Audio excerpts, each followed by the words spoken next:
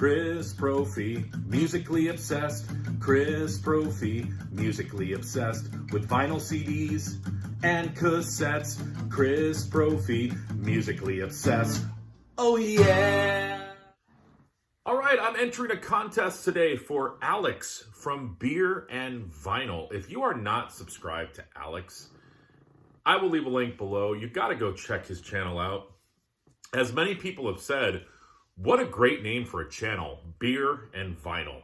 He should have like 21,000 subscribers. 21 because you have to be 21 to drink. So he's celebrating 1 year in the vinyl community, and he wants us to pick our favorite year for music and then just show some albums from that year. So I was trying to think, and I'm like, you know what? I'm not going to overthink this. I'm picking 1974 because that was the year that I was born. So let's just go with that. So I picked out a few albums to show you guys. The first one is by a band called Sparks.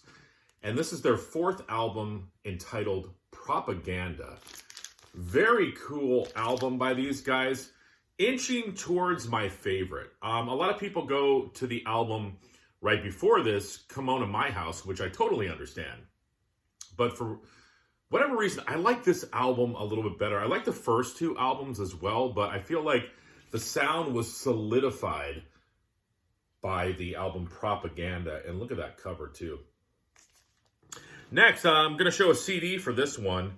Johnny Cash's 1974 album.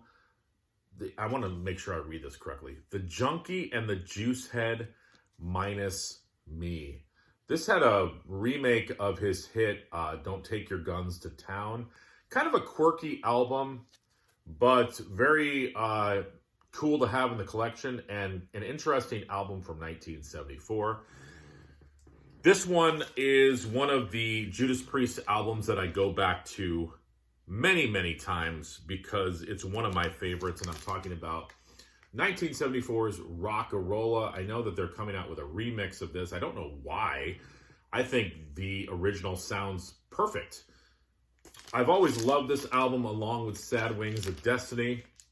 Those early metal years, like even albums like Scorpion's Lonesome Crow, have always been my favorite because I feel like these bands were still trying to figure out what heavy metal was. Are we going to go bluesy? Are we going to go psychedelic? Are we going to go dark? Are we going to go heavy? And it was a mixture of all that. This, the title track is so good. I love One for the Road. You got some proggy stuff on here with Winter and Deep Freeze and Winter Retreat. Never Satisfied, Cheater, Run of the Mill, Dying to Meet You. Just a great album from 1974. I want to talk about my man Rod McKuen. I'm sure he came out with like 25 albums in 1974, but I'm picking his concept record entitled Alone. And wow, what a great album. It opens up with Randy Newman's I Think It's Gonna Rain Today. I'm at Peace. You've got some poetry read by Rod McKuen on here. He does a cover of Joni Mitchell's Both Sides Now. He does a cover of Please Come to Boston.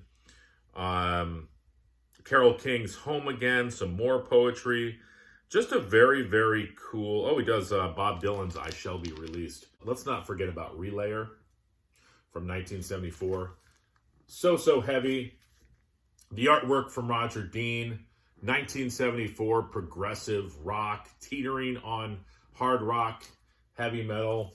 Check that out. So there you go, Alex. 5 albums from 1974. I don't know if it's my favorite year in music, but it was the year that I was born. So I wouldn't be here if it wasn't for 1974. All right, everyone, go over and subscribe to Alex. Enjoy your Sunday. Go Broncos.